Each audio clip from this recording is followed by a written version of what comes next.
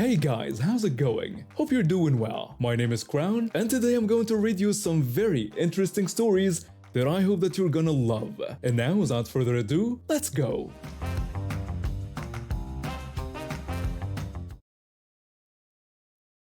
A few years ago, when my mom passed away, she had been struggling with depression for years, and in 2020, she tragically took her own life. It was devastating for my sister and me. We were in our early 20s, just starting our lives, and suddenly our world was turned upside down. In the midst of our grief, we learned that we had inherited a substantial amount of money from our grandfather, my mom's dad. It was enough for each of us to buy a house. My dad, bless him, helped us sort out all the tax stuff. We offered him a share, but he refused, saying it was our money. Now enter my two aunts from my dad's side. One's a self-proclaimed socialist, and the other has been living the hippie life for decades. Both in their 60s, neither was much in savings. But hey, that was their choice, right? A couple of years after mom's passing, the hippie aunt apparently had some financial troubles. Rent increase or something, I'm not sure of the details. That's when the socialist aunt decided to get involved. Instead of reaching out to my sister or me directly, she went to our dad with the most outrageous suggestion I've ever heard. She wanted us to use our inheritance, money from my mom's side of the family, to buy a house for the hippie aunt. The hippie aunt would then leave it to us in her will. So basically, we'd have to wait until we were middle-aged to access our own money. And this was for an aunt we barely spoken to in 2 decades. The audacity of it all still makes my blood boil. But that's not even the end of it. Fast forward to now, and here I am on this beach vacation with a socialist aunt. Why, you ask? Well, I thought it might be a good opportunity to get to know my cousin better. Big mistake. Socialist aunt? So, were you close with your mom? Me? I'd rather not talk about that. Socialist aunt? Oh, come on. It's been a few years now. You should be over it. Me? That's not how grief works. Can we change the subject? Socialist aunt. Fine. Oh, look at the time. We're late for the beach volleyball game I signed us up for. Me? I didn't agree to any volleyball game. Socialist aunt. But I told everyone you'd be there. You're ruining everything. And that's how it's been going. Inappropriate questions, guilt trips, and childish behavior. It's driving a wedge between my sister and me too. We've been arguing more than ever on this trip. Sister, maybe we should just go to the volleyball game to keep the peace. Me? Are you kidding? We didn't come here to be at her beck and call. Sister, I know, but nothing. We're adults. We can make our own decisions. It's clear now that this whole family bonding thing is just a ploy. I'm almost certain they are trying to get closer to us because of our inheritance. The way they keep dropping hints about their financial struggles, asking about our plans for the money, it's all so transparent. Well, I've had enough. This morning I decided to confront the socialist aunt. Me? Look, I need to talk to you about something. And? Of course, dear. What is it? Me? I know about the suggestion you made to my dad a few years ago, about using our inheritance to buy a house for your sister. And? Oh, that? I was just trying to help the family out. Me? It wasn't your place to make that suggestion. That money came from our mom's side of the family. It has nothing to do with you. And? But we're all family. We should help each other out. Me? Family? We barely know you. If you were really concerned about family, you would have reached out to us directly, not gone behind our backs to our dad. And I just thought, me? No, you didn't think. You saw an opportunity and tried to take advantage of it. And this whole vacation is just another attempt to get close to our money, isn't it? And how dare you accuse me of such things? Me? Save it. My sister and I are leaving. We're done with this vacation and we're done with your manipulative behavior. That was that my sister and I packed our bags and left. We booked ourselves in a nice hotel for the rest of the week, away from the drama and entitlement. As we sat by the pool at our new accommodation, my sister turned to me. You know, I'm glad he said something. I've been feeling uncomfortable this whole time but didn't want to bring it up. Me? Sometimes you just have to stand up for yourself. Our money, our choices. Sister? Agreed. No more guilt trips or manipulative family members. We spend the rest of our vacation in peace, making our own choices and enjoying our time together. It was a hard lesson, but we learned that sometimes the best family is the one you choose, not the one you were born into. When we were young, my sister was always a favorite child. Our parents gave her everything she wanted and never said no to her. Me, I was the responsible one, always trying to keep things together while my sister ran wild. As we got older, things only got worse. She'd party all night, skip school, and get into all sorts of trouble. But our parents always bailed her out, making excuses for her behavior. I moved out as soon as I could, went to college, got a good job, and started a family. My sister, she kept living at home, mooching off our parents well into her 20s. She never held down a job for long and spent most of her time partying and doing drugs.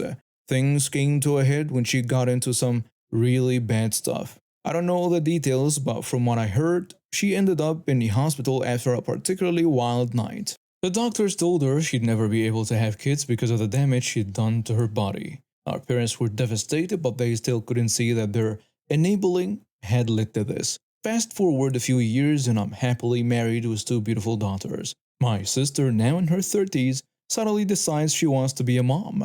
She shows up at my house one day after the blue. Hey, little bro, how's it going? Hi. What are you doing here? Can't I visit my favorite brother? Where are my nieces? I want to see them. I was hesitant, but I let her in. She had spent some time playing with the girls and then dropped a bombshell on me. So I've been thinking, I really want to be a mom, but I can't have kids. How about you let me raise one of your daughters? What? Are you serious? Of course I am. Come on, you have two. You can spare one, right? I told her absolutely not and asked her to leave. She threw a fit, screaming and crying, but eventually she left. I thought that was the end of it, but I was wrong. A few weeks later, I woke in the middle of the night to strange noises downstairs. I quietly went to check it out and found my sister trying to sneak into my youngest daughter's room. What the hell are you doing? You wouldn't give me what I wanted, so I'm taking it. She launched for my daughter's room, but I managed to block her. We struggled and I yelled for my wife to call the police. My sister was screaming the whole time. You owe me this. Mom and Dad always loved you more. You have everything, and I have nothing. That's not true, and you know it. You can't just take someone's child. The police arrived quickly and arrested my sister. As they were taking her away, she kept screaming about how unfair everything was and how I was ruining her life. In the aftermath, I found out she had been planning this for weeks. She had borrowed our parents' spare key to make a copy and had been watching our house to learn our routines. Our parents, of course, tried to defend her actions. Mom, she just wanted to be a mother. Can't you understand that? Father says, maybe if you had been more willing to help her, it wouldn't have come to this. I say to them, are you kidding me? She tried to kidnap your granddaughter. I cut ties with all of them after that. It was hard, but I had to protect my family. My sister ended up going to jail for attempted kidnapping. Our parents tried to get me to drop the charges, but I refused. They are now not allowed anywhere near my family. It's been a few years since all this happened. My daughters are older now, and we've moved to a new house with a top-notch security system. I've heard through the grapevine that my sister is out of jail and in therapy, finally dealing with her issues. Our parents, they are still making excuses for her, but at least they are staying away from us. Sometimes I look back and wonder how things got so messed up. How did my sweet little sister turn into someone who would try to steal a child? But then I remember all the years of entitlement and enabling, and it makes a sad kind of sense. I hope she gets the help she needs, but my priority is and always will be protecting my family. No one, not even my sister, has a right to endanger that.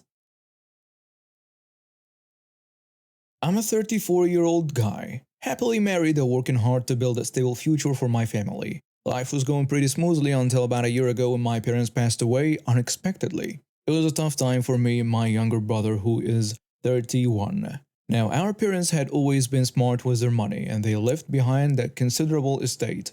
The plan was for my brother and me to inherit $400,000 each. It should have been straightforward, but of course, life had other plans. Due to some legal complications, there was a delay in me receiving my share of the inheritance. My brother, however, got his party pretty quickly after our parents' passing. At first, I didn't think much of it. We were both grieving, and I figured the money would help him cope. Fast forward a few months and I finally got my share of the inheritance. I was relieved and started making plans for the future. That's when things took a turn for the bizarre. One evening, I got a call from my brother. His voice sounded shaky, and I could tell something was wrong. Hey, I need to talk to you about something important. Can you meet me for coffee tomorrow? Sure. Is everything okay? Not really. I'll explain tomorrow. The next day, we met at our usual coffee shop. My brother looked terrible, like he hadn't slept in days. He barely touched his coffee as he started talking. He says, remember that investment opportunity I told you about a while back? Vaguely. What about it? Well, it turned out to be a scam. I lost almost all of my inheritance. My brother had always been the more impulsive one, and this was on another level. How much did you lose? Almost all of it. I have maybe $100,000 left. How's that even possible? What kind of investment was this? He then went on to explain about this amazing opportunity he found. Some guys claiming to be a sheik from a big old company promised to double any investment. My brother started small, investing $10,000 and getting $20,000 back. Encouraged by this, he kept increasing his investments, always getting double in return. Brother says, it was working great until I put in $300,000. They promised me $600,000, but then nothing. They disappeared. I was speechless. How could he fall for something so obviously sketchy? Brother says, look, I know I messed up, but I need your help. Our parents would have wanted us to have equal financial standing. Can you give me $200,000 from your inheritance? I nearly choked on my coffee. You want me to give you half of my inheritance because you fell for a scam? It wasn't my fault. I was tricked, and I promise I'll pay you back. I'm sorry, but that's not gonna happen. That money is for my family's future. I can't risk our financial security because of your mistake. But we're family. Family comes first. Family doesn't mean bailing you out of every bad decision. You need to take responsibility for this. He stormed out of the coffee shop, leaving me sitting there stunned. Over the next few weeks, I started getting calls from various relatives. Apparently, my brother had been telling everyone his version of the story, painting me as a greedy villain who refused to help his poor, swindled brother. And tells me, how could you be so heartless? Your brother needs help. He lost the money through his own bad decisions. I can't jeopardize my family's future for that. My uncle adds, your parents will be ashamed of you. Family should stick together. They left us equal inheritances. It's not my fault he squandered his. The pressure was intense. Even my wife, who initially supported my decision, started to waver. Maybe we could help him with a smaller amount, just to get him back on his feet. If we start down that road, where does it end? He needs to learn from this. I was starting to doubt myself. Was I being too harsh? Then I had an idea. I created a group chat with all the relatives who have been pressuring me. I say, I understand you all think I should help my brother. So here is what I'm proposing. I'll match whatever amount each of you is willing to contribute to help him. In fact, I'll double it. The chat went silent for a while. Then the excuses started rolling in. And says, well, we're on a fixed income. Uncle adds, times are tough for everyone. I tell them, so you're saying I should give up my financial security, but none of you are willing to help? I was met with a barrage of insults about how the money had changed me and how I'd become greedy. I blocked them all. Just when I thought it was over, my brother found another way to reach me, through my wife's phone. Please, I'm desperate. I lied before. That $100,000 I said I had left, it's all going towards loans and a car I financed. I have nothing left. I tell him, and how is that my problem? I'm not asking for $200,000 anymore. Just $50K to help me get back on my feet. I promise I'll pay you back. Like you promised to pay back the imaginary sheik? I know I'm messed up. I'll agree get the better of me, please. I'll take whatever help you can offer. What happened to the money you did get back from the scam?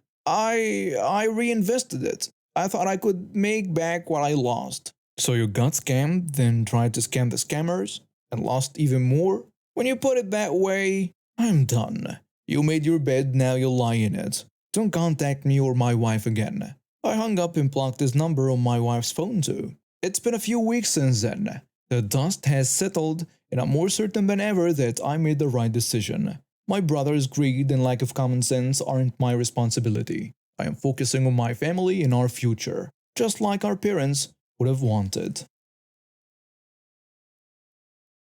After my parents passed away in a car accident when I was 20, I had to drop out of college to take care of my younger sister. We struggled for years, barely making ends meet with my minimum wage job at the local grocery store. But I was determined to give us a place of our own. Finally, after 5 years of scrimping and saving every penny, I managed to scrape together enough for a down payment on a modest trailer home. It wasn't much, but it was ours. My sister had just started college herself, so it was just me living there full time. The first few months were blissful. Sure, the walls were thin and the plumbing was temperamental, but it was mine. I could paint the walls whatever color I wanted, hang pictures wherever I pleased, and finally had a space to call my own. The neighbors seemed okay at first. There was an older couple on one side who kept to themselves, and a family with two kids on the other side. I didn't interact with them much beyond a friendly wave now and then, which suited me just fine. But then about 4 months in, the peace was shattered. Literally. It started with a rhythmic thumping against my bedroom wall. At first, I thought it was my imagination, but as the days went by, it got louder and more frequent. I soon realized it was the neighbor kids using my trailer's exterior wall as their personal tennis court. After a particularly loud session that left me with a pounding headache, I decided to talk to their parents. I put on my friendliest smile and knocked on their door. "Hi there. I hope I'm not interrupting anything." "What do you want?" the mother asks. "I just wanted to talk about the kids playing tennis against my wall. It's getting pretty loud and," father says, "kids will be kids. What do you expect us to do about it?" "Well, maybe you could ask them to play somewhere else. It's really disruptive and..." "Listen, if you can't handle a little noise, maybe trailer park life isn't for you." With that, they slammed the door in my face. I stood there stunned, and I couldn't believe how dismissive and rude they were. The next few days were hell. The kids seemed to have doubled down on their wall banging, almost like they were doing it out of spite now. I couldn't concentrate on anything, couldn't relax in my own home. That's when I decided enough was enough. I went to the hardware store and bought a set of air horns. You know, the kind they use on trains and big trucks. I also picked up an air compressor. It cost a good chunk of my savings, but I was desperate. That weekend, I installed the air horns under the skirting of my trailer, right where the kids usually played. Then I waited. It didn't take long. Sunday afternoon, the familiar thump thump thump started up. I gave them a few minutes, then connected the air hose and opened the valve. The noise was incredible. It was like standing next to a freight train. The kids screamed and ran away crying. I couldn't help it. I burst out laughing. It was the sweetest sound I'd heard in months. Of course, the parents came storming over almost immediately. Father says, "What the hell do you think you're doing?" "Oh, just a little home improvement project. You know how it is." The mother adds, "You scared our babies half to death. We're calling the police." "For what? Using an air horn on my own property?" "Go ahead." They fumed and threatened, but eventually stomped off back to their trailer. The kids didn't play ball against my wall after that. But I wasn't done. Oh no, I was just getting started.